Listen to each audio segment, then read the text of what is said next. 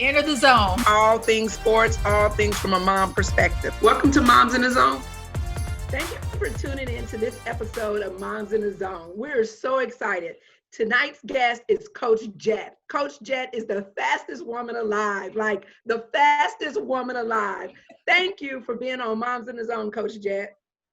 Thanks for having me. Thanks for having me. I'm super excited. I love the energy. I already know this is going to be a fun show. Yes. I can definitely see that we're about to have a really good time, and hopefully I'm able to help some moms and help some people, answer some questions that they have, and you get to know a little bit more about Carmelita Jeter. Absolutely. We're ready. We're ready. So at the gate, the first question we always like to ask is tell our guests a little bit about you. Let the viewers know who you are. Okay, well, my name is Carmelita Jeter, born and raised in Los Angeles, California. Went to college in California. I went to Cal State Dominguez Hills, which was a Division II school. I was NCAA Athlete of the Year, CCAA Athlete of the Year, most decorated athlete ever to come out of the school. Yes. I made my Olympic Games at the age of 32. So when people try to tell you you're too old for this or you're too old for that, I was definitely someone that showed you better than they could tell you. I'm 32 years old. I came out of there with 3 medals: gold, silver, bronze, and a world record in the 4x1. In 2009, I ran the fastest time by a woman alive, the second fastest time ever. The only woman faster than me is Flojo. I ran 10.64, which was the second fastest time ever. What else can I say about myself? I'm coaching now. I love coaching. I'm at the University of Alabama. I'm excited. I love to give back. I feel like my purpose is to help someone else be the next me, but a better version, a better version of themselves. So I'm really excited to where, life has taken me right now. And those are just some pretty, detailed, straight to the point things about me. I was really, really fast. I still have a lot of titles. And now I'm helping the next generation do some amazing things. Dude, I'm ready. I'm like, okay. Well, let me say one more thing, because this is a show with a lot of moms and women, and I am a Sigma Gamma Rho. So let me make sure I put that out there for all my sorors. I got to put that out there for all my Plutos. You feel me? So, so there we go. I love it. I love it. I mean, with all of those accomplishments, I just want to get right to it. Because like you said, there's a mom, a young girl, and this could apply not just to our mothers and our young women, but any athlete that is in the track and field. What was your vision early on when you were younger to say, hey, this is where I want to go and I want to accomplish these things? Like, what was your vision? Well, my vision, I started playing basketball. I wanted to be in the WNBA. I wanted to be on the Dream Team, Cheryl Swoops, Magic Johnson, Michael Jordan. Like, those are my idols. I didn't even want to run track. So I'm a believer that athletes should try other sports. Absolutely. Was I good in basketball? Yes, I was good, but I was great in track. And the only reason I ran track was because my basketball coach said, why don't you go out for track so you can stay fit? That's the only reason why I ran track. And then I get out there and I'm amazing. So because I knew I had to go to college on a scholarship, what did that do? That forced me to tunnel in. That forced me to make sure that I got the job done. Now, I'm going to be honest with you. I didn't get the job done in the classroom. I was so focused on getting the job done on the track that I didn't get it done in the classroom, and that caused scholarships to go away, because they felt that I wasn't going to handle my business in the classroom. So that's another thing that as parents, you got to jump on. Yes, you have this A1 athlete, but if this A1 athlete doesn't have these grades that are going to make them NCAA eligible, then we got a problem. And you hit on a very important topic, because is two parts of the student athlete. Is that student part, getting it done in the classroom. And I'm not saying that you got to be that 4.0 or that A+ student all the way out, but you do have to be NCAA eligible to even go to play that sport that you're trying to play. it's great if you're the 4.0, the valedictorian, the salutatorian of your school. But if not, but you at least have to be eligible to get to where you're trying to go. So I'm glad that you hit on very important for our parents and our students to know that it's not just the focus all on the athletic side, but you got to be in those books too. Yeah. Mm-hmm. Can I add to that also? That's also important, not just for the individual, but for the team. Mm-hmm. You know, when you're not meeting those grades, you're letting yourself down and you're letting your team down. You know, your team might be ineligible for something because you're not making the grades. You and other individuals are not taking that academic side as seriously as the athletic side. And so it's a domino effect, I think. And I believe Derek has seen that happen at FAMU, you know, where people aren't making the grades and it's impacting the team to a certain degree. Mm-hmm. Yes. Jen, I wanted to get into like the track aspect. I mean, because I'm still trying to wrap my head around like you like this fastest woman, you know, on earth. But I mean, I know there's basketball camps, but are there track camps? I mean, what should a mom be doing? I mean, when should they start? Is it like you started? I mean, I just want to know, take a mom all the way through middle school, high school. What's the blueprint? Well, you know, everybody's blueprint is different, you know, and everybody's not going to do it the same way. So I didn't even start running track until I was in the 9th grade. But then we have some kids that started at 6 years old and started at 5 years old, you know, and I'm a believer that we do have to put our girls and our guys into sports so they can stay focused in life. I'm a believer of that. You know, I'm a believer of too much downtime means you're going to get into too much trouble. So I definitely believe that they should, you know, be involved in something. I also do believe that if they're starting at such a young age, there should be some breaks in there somewhere. You know, if we're just going from track to another sport, to another sport, to another sport. So when do they take a break mentally? When do they get to relax? You know, will they do all this job all through, you know, their years, and then they get to college and then they're burnt out and they're tired, or they get to high school and they're burnt out and they're tired. So I'm a believer if they start young, there needs to be some breaks in there, you know, and that's why I said maybe jump into another sport, doing something else, trying to figure out what you're really great at, you know. They do have track clinics. I mean, I even put on a track clinic when I was in Los Angeles. It was the Team Jet Clinic. So there are track clinics. You just have to find them with around your neighborhoods and your community and where you live, you know. But now I don't really know if there's track clinics due to COVID. But there are track clinics that you can put your child in, or track clubs.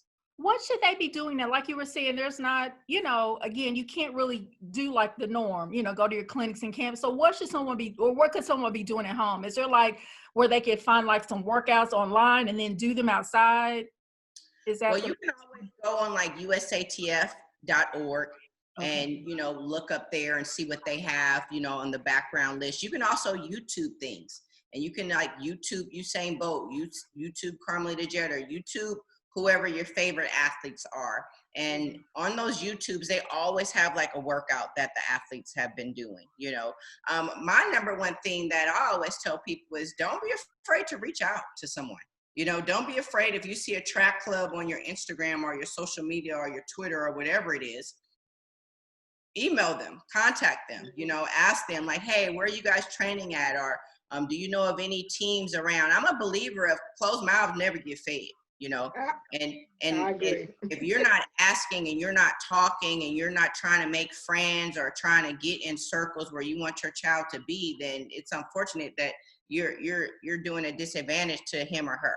You know, I'm a believer of, you know, email me, call me, ask me a question, you know, because I have the time if I'm gonna answer it. You know, and when I get the time, I'm gonna answer it if I don't answer it right away. But that's me. I'm that type of person. You know, I have people on my DMs all the time asking me questions, and as long as it's in NCAA rules, I don't mind answering it.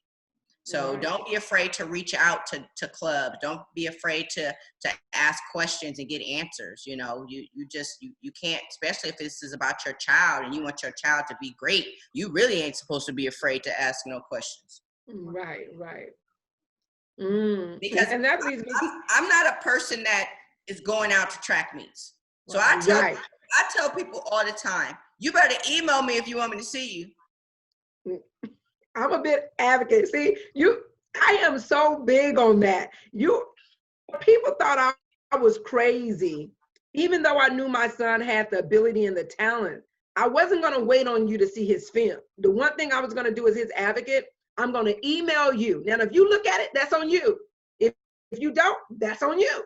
But I did my part as his mom, knowing what he told me his goals were. His film said everything for him. You know, he didn't really, he wasn't a kid that needed me to send the film, but I wanted to dot every I, cross every T. He had, you know. Well, Yvette, I didn't think you were crazy. I was the one that was like, Yvette, ain't nobody looking at that film that you sending this whole, you know. They do. They really do. But they do, because we talked to Coach Loxley at Maryland. He was like, yes, we even look at the taste and be like, baby, go ahead, you know, all of that. But I know they look at it.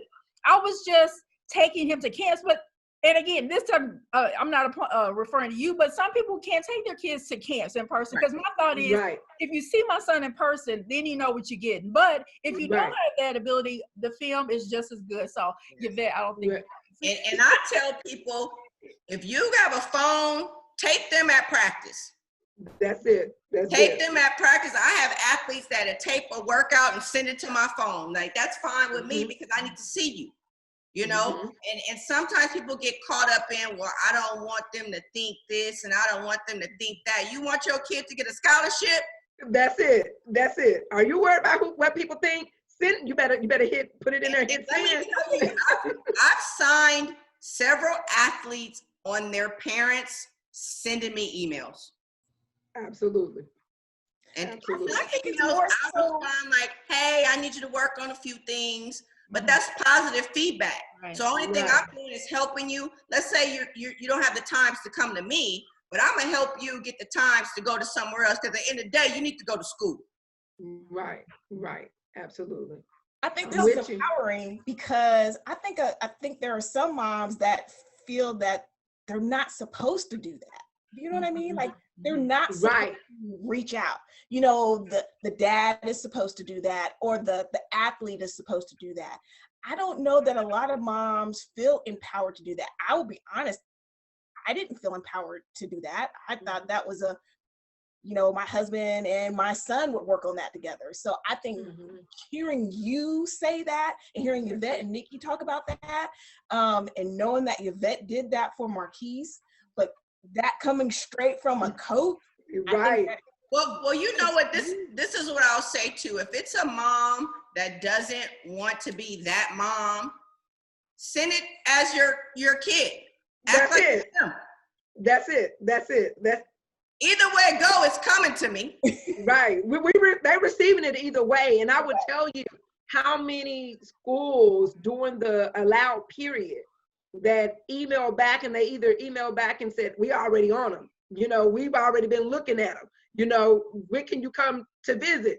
You know, I didn't know that was going to be the reaction. I didn't know that he was already on their radar. But the point of saying is, let's not wait. And, you know, you're making it clear. Parents, if you think your kid has what it takes to get to that next level, there's no shame in the game. It's just another form of advocating for your child. If you think, and you know, we all think our kids have it, right? We all think they have it, but don't sell yourself short. Let the coaches tell you, the university tell you, no, he or she is not what I'm looking for. But you better send that film, that tape, record it from your phone, the huddle, however you can get it to them. But I totally agree with you. Well, right now with COVID, with so many athletes losing, being able to work out, can't even go get into facilities right now.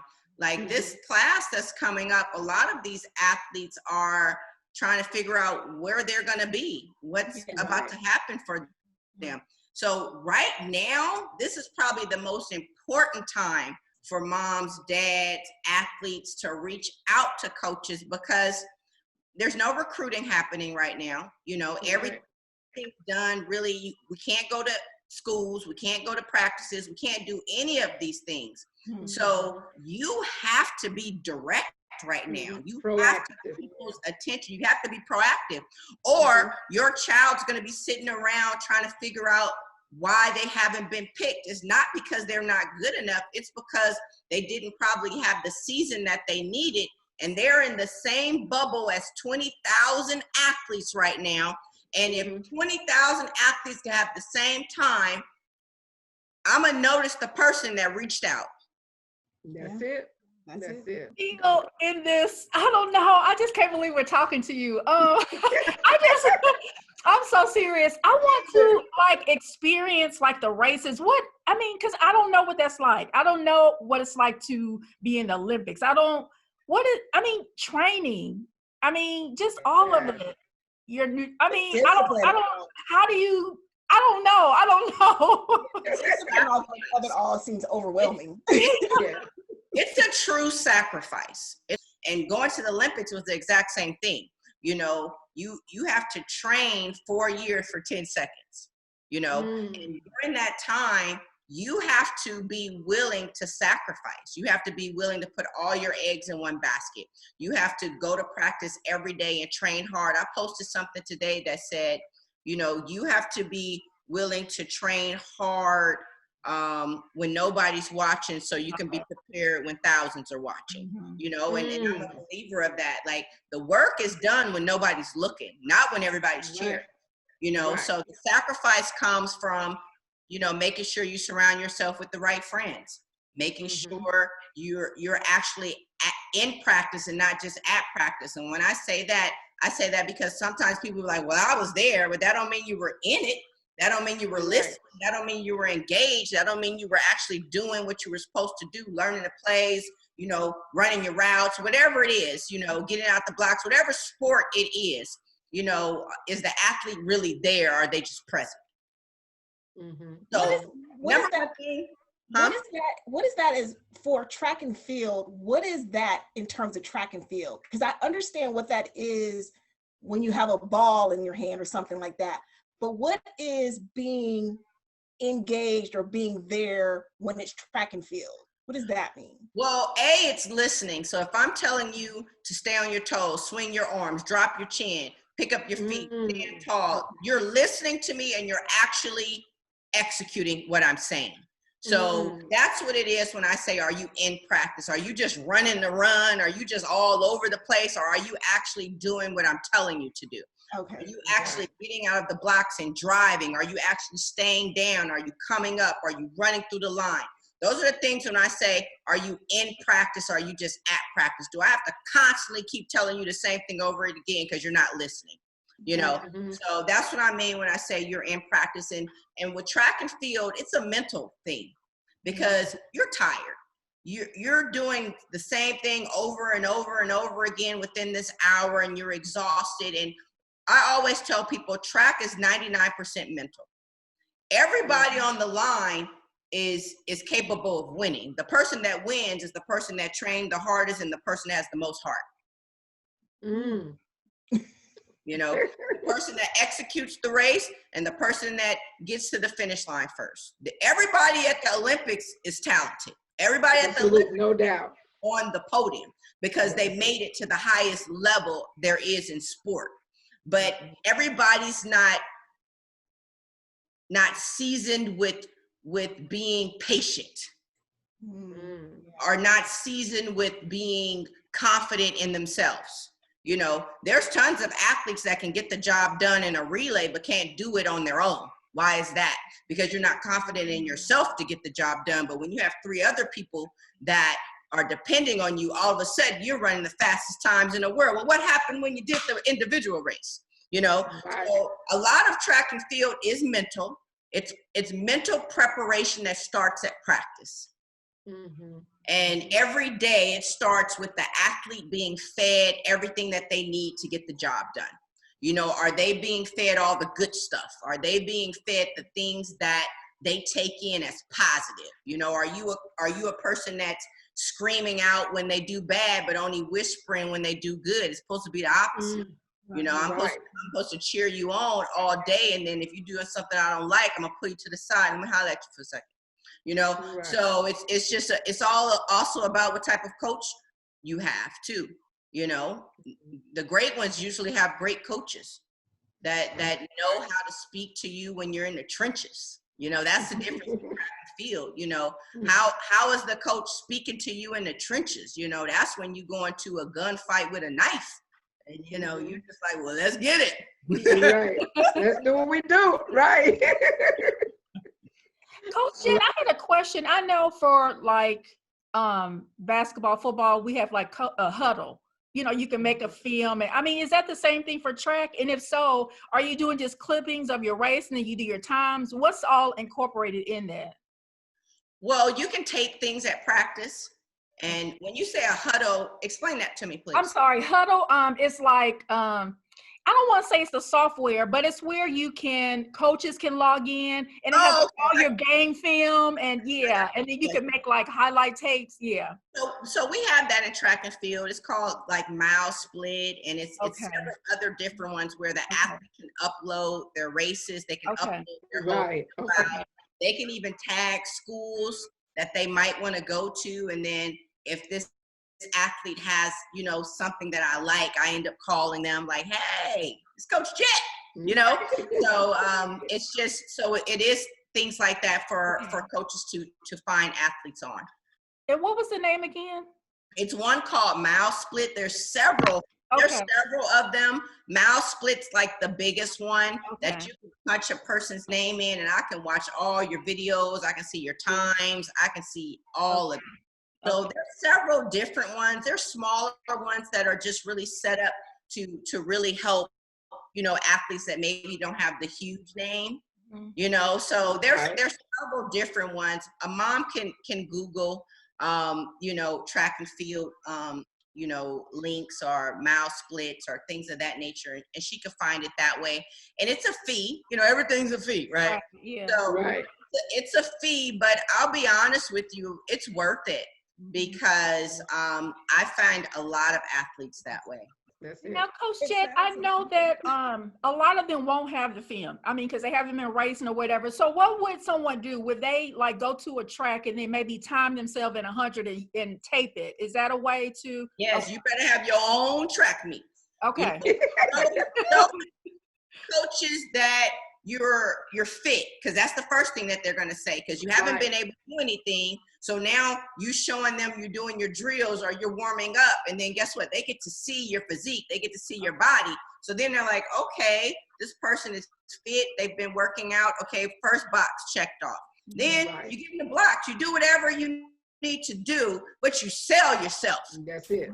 You gotta sell yourself. The same way when you want to holler at some boy or some girl, you're getting pretty, you're getting cute, you're doing your pictures, you're doing your filter, whatever you're doing, you're selling yourself, right? Like you're trying to make sure they notice you, that they like it, right? Same thing with coach. You're selling yourself. 100. That is, I love it. The same thought process that goes into it. You got to sell yourself. How can I get more people to like my photo than the other girl's photo or the other guy's photo? It's the same thing with how can I get more coaches to pay attention to me? That's it. Taping your game. Yeah, you have no shame in your game. I love it. Right. That's it. And I have this question, Coach Jeb. If you have a kid that say is in the middle school right now, and their goal is to get onto their high school track team with the ultimate goal of getting that collegiate scholarship, what would you say to that little girl or boy that's in middle school? They have a track team, you know, and maybe this is their first year, because maybe some elementary schools have track, some don't, and maybe mom didn't put them in like a track club, you know, because if your school don't have it, you can do the track club. What would you say to that kid right now? Here are some of the things that mom needs to be trying to get them involved in. Here's what that track athlete needs to do. I never ran a track club. Yeah. And so one thing I would definitely say is go out and watch older runners. Go out and watch the high school athletes. Go sit in the stands and watch them train. Watch what they do at practice. Watch how in it they are. You know, as a younger athlete being in middle school, you always want to mimic what you see, right? You want to be like the older person. You know, you want to wear your hair like them. You want to get the shoes like them. You want to get the sweats like them. And it's no different than sitting back and watching them train. Okay, he the fast one. I want to be like him. Okay, then watch what he does when he's at practice. Or she the fast one. I want to be like her. Okay, well, watch how she trains. Watch what she does. So it's kind of like babysitting, you know, sitting in the stands, but you need to be watching what you want to become. You know, that's the first thing. And I'm a believer of writing down goals, you know, and things that you want to do. I manifest everything. I speak everything into existence. That's just how I've always been. So I'm a believer of that even in middle school. Like, write down what you want to do in high school. If you want to make JV first, if you want to make varsity first, what events you want to run. Like, write it down in real life on real paper and just tape it somewhere. But definitely watching the older kids do their thing. That should motivate you more than anything, especially if in your heart you know that you're better than one or two of them, you know? Right. That should motivate you in a whole nother light. So watching other people train, you know, and then seeing what they're doing and trying to mimic it. And as far as like motivation, because you were saying you were 32 when you started. I mean, for one, that is motivation, but what obstacles? I'm assuming, you know, everybody's young. I mean, did you have experience any challenges just being, you know, older than maybe some of the other athletes?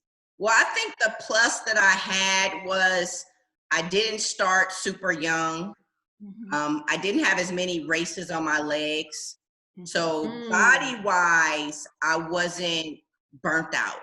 Okay. You know, Mhm. the plus I had though was because I was grown. So Right. I knew how to sacrifice, and I knew how to write my goals down, and I knew how to stay focused. So that was my plus being older. You know, I didn't have the younger mindset, and I had people that were depending on me. So then my mindset is even different. It's like, okay, I got to take it for this person. I got to do this. I got to do that. So me being 32 was probably the plus for me, to be honest. Because sometimes when you're younger, you know, your priorities are just, you know, juggling, and it's a little all over the place. I want to say that was one of the ways I was able to really be great. Setbacks, I think the number one setback that I would probably say that I had was I was just constantly proving myself to people, constantly proving that I was more than a number, constantly proving. And, you know, I came up in the era where strong wasn't beautiful. It was a question mark when you were so strong. So now I'm constantly defending my reputation of being the clean athlete because of the women, a couple women that came before me that were not. So my issue that I had when I was competing, I was constantly fighting for the acceptance of being great without an asterisk. And that's huge that you said, you know, that being older, you were ready, you know, you were ready to meet the challenge, you know, because you were grown, as you stated, you know. And another thing that you said, I think that's, you know, is that you didn't have the wear and tear on your body. I think a lot of times when athletes get started so young, you know, the wear and tear, and about time they get to, hey, I want to do this on the Olympic stage, you don't been beat up in college. You don't your body's been beat up in high school, middle school, youth ball, you know, and you're tired at that time. You're exhausted. And so that just speaks to don't give up. I think every young lady, a young man that is wanting to go to that next level, if it's from middle school to high school to collegiate, or collegiate to pros or the Olympics, don't give up. You're a living witness and example of don't give up. Age ain't nothing but a number, you know?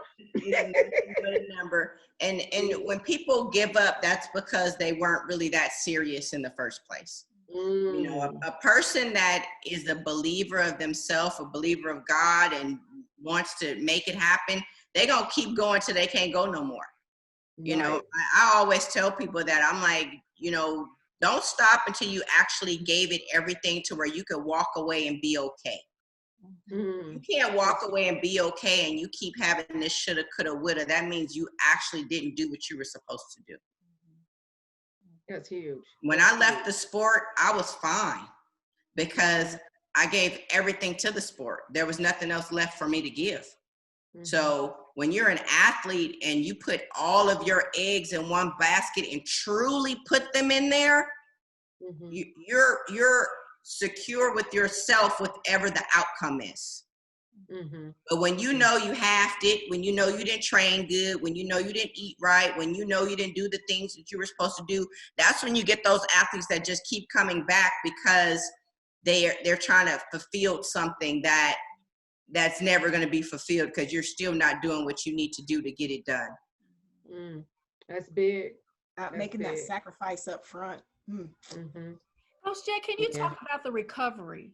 I mean, what should athletes be doing, after the races and just taking care of their body just to have that longevity? Recovery is extremely important. Sometimes we get athletes and coaches to where coaches don't know when to sit athletes down. And athletes don't know when to sit down. And I'm about to touch on something and maybe some parents gonna get a little mad at me, but it is what it is.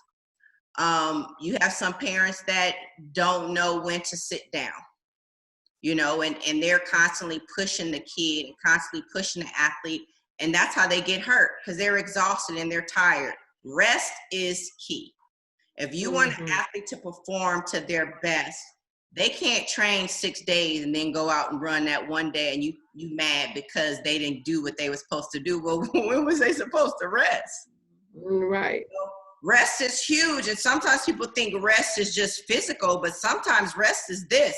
If I'm asking you to give me so much of you 5 days a week, how are you going to be able to tap back into this to give me day 6 at the track meet? It's impossible. You've used it all. So rest isn't just physical. Rest is up in here. Rest is mental. You got to relax this. This has to shut off sometimes, and sometimes as coaches and parents, we have to shut off sometimes and let them be a kid. Let them enjoy life. Like they don't have bills right now. Why are they so stressed out? You're so right though. Yes. They so stressed out to disappoint you. Why have you made this child that's 10 years old so afraid to do something wrong in a game or a track meet? Why have you taken away their childhood? Yeah. Why have you turned them into an adult at 12? So rest is key, mental and physical. That's a fact. Another thing that you can do that's not that expensive is maybe getting some bags of ice, putting ice in the tub, creating your own ice bath, putting the child in there for 5-7 minutes. It's cold, but it helps the body recover. I know everybody can't afford massages, so that ice will do it, and let you a mom or a dad and you want to just flush them out a little bit, then go ahead and do that. It's not all about spending money. You can do things, if you have a pool and, or go to the beach and get in the salt water, and put it up to your waist, and making sure you're staying hydrated, making sure you're eating, making sure you're being a kid too. Like people get mad at me when I say this, but when I hear a 9-year-old on a diet, for what? If you don't go get that chili cheese dog and go out and run and throw up, like I'm old school. I'm sorry, but I want you to have the ice cream after the track meet. I want you to have the AC and it's running down your arm. That's just me. I mean, maybe some people might get mad about me saying that, but I want you to be 8. Right. No, you ain't never gonna be 8 again. Right, exactly. And I think that's what makes well-rounded adults. You know what I mean? Because you've experienced all the developmental stages you were supposed to experience. Right, that's key. You were an adult at 10, you know what I mean? Right. And then you're 28 and you still trying to do like kids. So you're like, you right. grow up. Right. So I agree with you. I agree. You hit the nail on the head. I totally agree. I have a question. So is chocolate milk part of the recovery process? Yes, it is. It's protein. Okay. Yes. chocolate milk is fine. Peanut butter and jelly sandwiches, you know, that's protein. If you want to get healthy, carrots and the ranch veggie dip, you know, or celery in the dip. You know, I'm not saying go out to eat just bad, but I'm definitely saying still be a kid, you know. But, you know, there's so many things that you can do that's not expensive. You can go get a thing of celery, cut it up yourself, and put some peanut butter into a little Ziploc thing and have them at the track meet doing celery and peanut butter. So, you know, there's healthy ways for kids to eat that's not super expensive. Like, you know, I grew up in a household where we wasn't shopping at Whole Foods. You know, she was going to Ralph's and getting a big old thing of ground beef and bagging it, and bagging up chicken. Like, that's how I lived. So eating super healthy just wasn't happening. But there's still ways to eat healthy and not have to break the bank. You know, cut your own carrots up. Get you a big old thing of ranch and pour it into the Ziploc bag just a little bit. You know, there's several ways to still eat healthy and put stuff back into the body. I can appreciate everything you're saying, because I mean, as moms, you're trying to juggle it all, you know? And I think sometimes we overthink things. I think we think that everything has to be on this level, when it just do the you don't have to do this all the time. You know, just keep it simple. Give them what they need. You know, like you said, rest is key. Let them be children. You know, the nutrition, they have to have that. You know, so I think everything that you're stating, there's a mom watching this that may feel a little bit defeated, because when you have kids in sports, there's so many layers to it, and you're trying, what do I do this to give them the one up? How do I do this to get them to where I want to be? Sometimes it's not even all the extra. It's the love. Facts. Because you can buy a 200 pair of cleats, a 200 pair of spikes. They got the full Nike uniform on, but you just drop them off and pick them up. And where's the love? They fresh to death. But I'm a believer that everything starts with love too. Like it just, I had a dad and my stepmom that came to track meets, but they didn't make it this big old deal. You know, I knew my stepmom was up there screaming and hollering for me if I took butt naked. You know, it didn't matter to her. You know, so I knew regardless of what I did, I wasn't walking to them feeling like they were going to be mad, feeling like, oh my gosh. It was like they was hugging and kissing me regardless of what it was. So only thing that made me want to do was even push more, you know. So I know some moms or dads be feeling defeated if maybe they don't have the $500 to drop on the shoes and the $500 to drop on this and that. But you know, I didn't have all of that when I was running either. But what I had was my dad at every track meet. And he would get off of work early. And sometimes when the 4x1 was about to go off, he would be getting out the car and he'll be screaming, "Big dog, I'm here, big dog." And my face would light up. My smile was big as I don't know what. And that's free, baby. You that's free. And you knew Dad was in the stands on his way, you know. Dad was there. Y'all wasn't touching me right now. But I know some parents can't get off of work. I get that. Totally get that. Totally understand that, because my mom couldn't. She could only come to my Saturday meets. But my auntie would show up. My uncle would pop up. That village. As long as a representation, somebody is there. Because that's the lonely part, when you have a kid that's good, but nobody's ever cheering. I totally agree. You know, and we've talked about this. That village is everything, you know, a representation. It doesn't have to be mom. It doesn't have to be dad. Just a representation in that kid to say, hey, you matter. What you're doing is important to somebody. We believe in you. Keep doing what you're doing. And so I think that is a great note, because we at Moms in the Zone, we talk about the village a lot. And so you just hit on that. So that's awesome. Yeah, and I think this is a good segue in our interview. And Coach Jet, we have a segment in the interview. It's called Entering the Zone. And so we're going to allow you to enter the zone. And what that means is we want you to give mom some takeaways, you know, some quick pointers. You know, maybe somebody didn't get a chance to watch the whole interview, but they can catch the end of it and say, okay, well, Coach Jet said this, this, this, and this. So Coach Jet, you are entering the zone. Ooh, come on, the zone, baby. Mom. The zone. I'm about to give you a couple takeaways. Here we go. Okay. One of them, love them. Love them.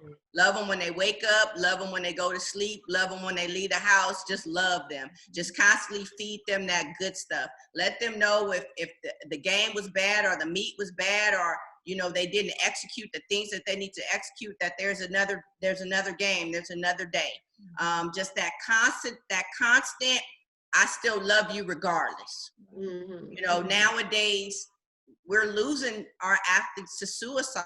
We're losing our kids because they're so afraid of, well, I didn't do what they wanted me to do. So let's make sure that they understand that they're loved regardless, you know, and the love is not based on a performance, you know, and I know that might be hard, you know, for some, but it needs to start there. They got to remember that you love them and cheering constantly. You know, and I'm a believer of small things. Get up and make some breakfast for them that one day. You know, something little, but it's huge. Yeah. You know, right. I'm a believer that little is always bigger than spending a whole lot. If you make some eggs, bacon, and some French toast for them real quick, take you 30 minutes, man, you know, my mama made me. You know, the energy just is different. Or even, what did I say? I said the love, I said the cooking. I said, if you can go to a game or a meet, show up, you know, they might act like they don't care if you have their shirt on, but they do. If you can go and get a picture put on the t-shirt, go get a picture put on the t-shirt. I love when my parents had pictures of their shirt, let me tell you. So we might front like we don't like it, but they're gonna love it in the end. You know, they're gonna be embarrassed for a second. Also, reach out to coaches for your kids. If you know that your kid is talented and they're just not getting the looks that you know that they should be getting, don't be afraid to email some coaches, send some videos, send, you know, their stats, send all that out. If it's a fit, the coach gonna hit back. If it's not a fit, move on to the next. You know, it's nothing different from when you're in a dating process, right? You just keep it moving. So that's the same thing as moms. It's like you have to go and sell your kid. You have to go sell your son, sell your daughter, with hopes that they can get that full ride scholarship or whatever the scholarship is at the school that they've always dreamed of. Don't be afraid to be your child's biggest cheerleader. I'm just an advocate of that. And I mean, you cheer the loudest, you make the most noise, you don't care what nobody got to say. That's your baby, right? So constantly keep cheering for them. Good games, bad games, whatever it is. And I really want to say that that's pretty much it. Making sure they handling their business in the classroom. Also making sure that you know more about their life other than that sport. Yeah. Like what's their favorite color, what they like to do when they're not playing, you know, who are they dating, which friends they hanging around now, you know, just having those small little conversations with them that's bigger than sport, because sometimes they just want to know that you care about something else too. Yeah, that's it. Am I in the zone? Was that it? You in the zone. You are in the zone. Coach Jen, I mean, you've been amazing with the information and the knowledge and the wisdom, but you've been fun as well. This has been a fun interview. And I think a mom can just look at this and take everything that you said and already applying it. They can take it and it's tangible. It's tangible and they can apply it to what they're needing to do for their athlete, male or female. So we just appreciate you. Thank you. Awesome. Thank you for just, as I always say, dropping the jewels of knowledge. And I think a lot of the things of what you said is life lessons too, that they can carry on just outside of their, you know, immediate sport, but that they can carry on through life. So especially when you're talking about, you know, the mental aspect of the game because that's just life, how to overcome things mentally when you overcome those obstacles and things like that. So we thank you. We thank you for those gems of knowledge and encouragement and empowering those moms to advocate for their children. That is huge. Yes. That is huge. Yes. That is huge. So we thank you. This concludes this episode of Moms in the Zone. Again, Coach Jet, thank you for being with us on this episode. And to all our viewers out there, keep tuning in. Subscribe to Moms in the Zone. We're on Instagram, Facebook, Twitter, our website. You know, just continue to follow us, and we got more good videos coming. So thank you for tuning in to this episode of Moms in the Zone. We'll see you next time.